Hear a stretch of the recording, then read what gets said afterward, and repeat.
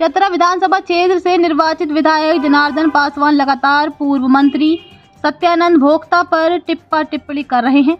इस पर राजद नेत्री रश्मि प्रकाश ने आरोप पर अपनी प्रतिक्रिया दी है। कहा कि विधायक जनार्दन पासवान दूसरों पर आरोप लगाने से पहले अपने गिरेबान झांकिए, बिना सबूत के आरोप लगाने से बचिए। चुनाव के एक दिन पूर्व बूथों पर किसने पैसों का बौछार लगाया वह जनता जानती है। भाषा शैली पर ध्यान रखिए, क्षेत्र के विकास की बात कीजिए। सबसे पहले तो मेरे पूरे क्षेत्रवासियों को, चतरा विधानसभा के वासियों को रश्मि प्रकाश और मेरी तरफ से आप सभी को सादर प्रणाम, जोहार, नमस्कार और आदाब।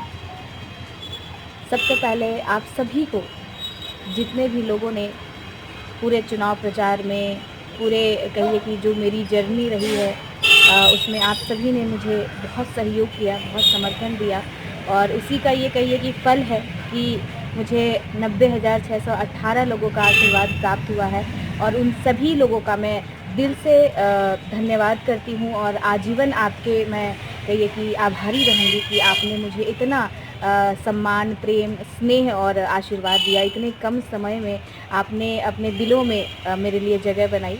और दूसरा मैं ये कहना चाहूँगी कि किसी कारणवश जिन तक मैं नहीं पहुंच पाई, जिनके दिलों तक मैं नहीं पहुंच पाई, उन सभी को भी मैं प्रणाम करती हूं और आप सभी जितने भी मेरे चतरा विधानसभा के वासी हैं उन सभी को मैं कहना चाहूँगी कि मैं निरंतर आपके लिए खड़ी हूं, आपकी समस्याओं के लिए मैं खड़ी हूं और आपके लिए मैं निरंतर प्रयासरत हूं कि मैं आपके विकास के लिए, आपके समस्याओं के लिए हर जगह आपके साथ रहूं। और जो हमारी गठबंधन की सरकार हमारे राज्य में है, साथ ही साथ हमारे माननीय मुख्यमंत्री हेमंत सोरेन जी के नेतृत्व में ये जो सरकार चल रही है, उनसे मैं हमेशा लगातार आपकी समस्याओं को लेकर के उनसे मैं मिलूंगी, उनसे बातचीत करूंगी और जितनी भी मेरे क्षेत्र के वासी हैं उनको मैं कोशिश करूंगी कि मैं पूरी मदद कर सकूं, चाहे वो महिलाएं हैं, चाहे वो युवाएं हों, चाहे वो वृद्धाएं हों, हर किसी को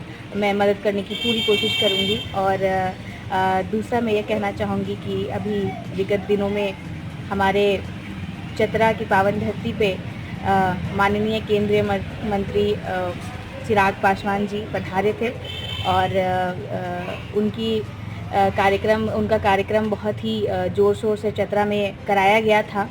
लेकिन मुझे दुख इस बात का है, मुझे दुख इस बात का नहीं है कि वो आए, उनका कार्यक्रम हुआ, मुझे बहुत खुशी है कि उन्होंने हमारे चतरा विधानसभा में कदम रखा। पर मुझे दुख इस बात का है कि हमारे जो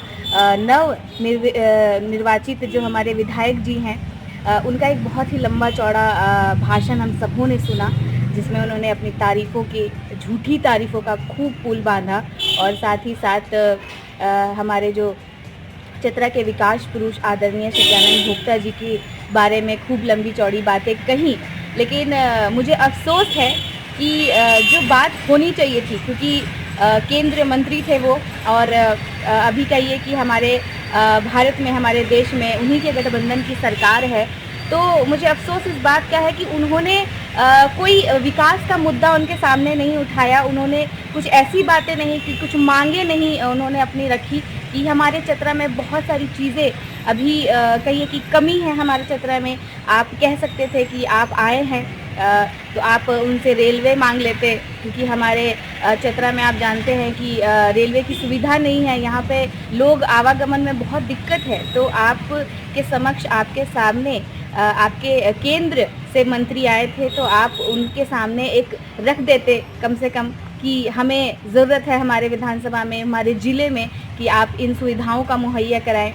और लेकिन ऐसा नहीं हुआ। अफसोसजनक बात है कि वो सिर्फ उनका एक पुराण चल रहा है, भोक्ता पुराण, जो वो रटे जा रहे हैं चुनाव से पहले, चुनाव के बाद। मुझे लगता है कि जो उनकी डिक्शनरी है वो बहुत छोटी है, जिसमें सिर्फ भोक्ता वर्ड है, इसके अलावा और कोई वर्ड ही नहीं है जिसका वो कहिए कि नाम ले सके। क्योंकि आपको चुना गया है, हमारे क्षेत्रवासियों ने आपको चुना है एक विधायक के रूप में, तो आपका कर्तव्य होना चाहिए कि आप उनके लिए क्या करते हैं, उनके विकास के लिए क्या करते हैं, आप अपने क्षेत्र के विकास के लिए क्या करते हैं। लेकिन उनका विकास, उनका मुद्दा, उनकी बातें सिर्फ सीमित है सत्यानंद भोक्ता के ऊपर। इससे ऊपर ना वो कुछ जानते हैं, ना कुछ समझते हैं, ना जानना चाहते हैं, ना करना चाहते हैं। तो मैं उनसे हाथ जोड़ के निवेदन करूंगी।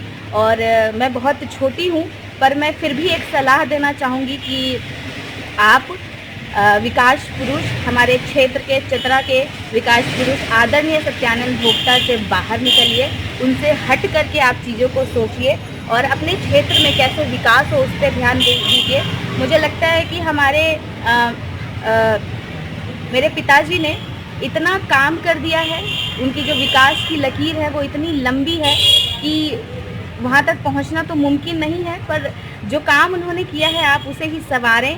आप देखेंगे कि जितने ITI कॉलेज का उन्होंने उद्घाटन किया है वो आप प्रयास करें कि वहाँ पे शिक्षक हों, सारे कर्मी हों, उनका आप मुहैया करवाएं और अच्छे से वो कॉलेज चले।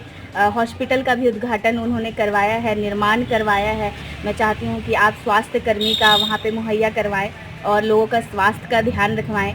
जितने भी शिलान्यास हुए हैं आप उनका निरीक्षण करें कि उनका कार्य अच्छे से संपन्न हो और आप उसका, मुझे लगता है कि जितना काम हमारे विकास पुरुष सत्यानंद भोक्ता जी ने कर दिया है, मुझे लगता है आप इन 5 सालों में उनका उद्घाटन करते करते ही थक जाएंगे और उद्घाटन ही करते रह जाएंगे, क्योंकि इसके अलावा मुझे नहीं लगता है कि आप और नई चीज़ों को, नए कामों को चतरा विधानसभा में ला पाएंगे। तो आपसे यही अनुरोध है, गुजारिश है कि जितना मेरे पिताजी ने अपने माध्यम से उन्होंने जितना कार्य किया है, जितना विकास किया है, आप उसे आगे बढ़ाएं और उसका आप ध्यान रखें, अपने क्षेत्र का ध्यान रखें। और अभी बहुत चर्चित है, चर्चित नहीं, मैं शुरू से जब चुनाव प्रचार भी चल रहे थे और चुनाव के बाद भी मैं लगातार सुनती आ रही हूँ कि वो पैसों को लेकर के बातें कह रहे हैं कि 5-5 लाख हर बूथ में गया है। तो आदरणीय विधायक जी, आप बिना कहिए कि हर एक बात का साक्ष्य होता है, आप उसे प्रमाण कीजिए, आप उसका सबूत दीजिए, क्योंकि कहीं भी जाइए बिना प्रमाण का आप कुछ नहीं बोल सकते हैं। आपके पास उसका एक प्रॉपर प्रमाण होना चाहिए, एक सबूत होना चाहिए। आपके पास क्या सबूत है, आपके पास क्या साक्ष्य है कि हमारी तरफ से बूथों में 5 लाख रुपए दिए गए हैं। पर मैं ये कहना चाहूँगी कि अगर मैं साक्ष्य पे आ जाऊँ तो हमारे पास बहुत साक्ष्य है कि कैसे आपने चुनाव के एक दिन पहले तक नोटें बंटवाई हैं पूरे विधानसभा में और कैसे चुनाव के दिन आपने बूथों पे नोटें बंटवाई है। अगर हमने वो कार्य किया होता तो आज जिस जगह पे आप हैं वहाँ ज़रूर मैं विराजमान होती, पर हमने सच्चाई से, ईमानदारी से और निष्ठा से काम किया है और चुनाव लड़ने की कोशिश की है, किसी छल, प्रपंच और पैसों के बल पे नहीं किया है। पर आप अगर ऐसे ही बिना सबूत के अगर किसी व्यक्ति पे लालछन लगाएंगे, किसी व्यक्ति पे आप इस तरह का बार बार उस पर इस तरह का बात उठाएंगे, गलत बातें उठवाएंगे, अफवाह फैलाएंगे, तो माननीय विधायक जी, मेरी ज़बान पे एक एक धारा मुझे याद है, आप पे इतने धाराएं लगा दूंगी ना मैं कि आप मजबूर हो जाएंगे कि फिर पता चला कि आप जो बोल रहे हैं जेल तड़प और दीवार तड़प, पता चला कि आप ही दीवारें फांदते और जेल फांदते नजर आएंगे। इसलिए कृपया कर, आप माननीय हैं तो अपनी बातों पे, आपकी जो भाषा शैली है उस पर आप ध्यान दें, क्योंकि बहुत लोग पूरे विधानसभा या पूरे राज्य की जनता आपको सुन रही है। तो आपकी जो भाषा शैली है उसे आप विनम्र रखें और अच्छे से बात करें और बहुत सारी ऐसी ऊट पटांग बातें ना करें जिससे किसी व्यक्ति को आहत हो और बिना सर पैर की बातें ना करें।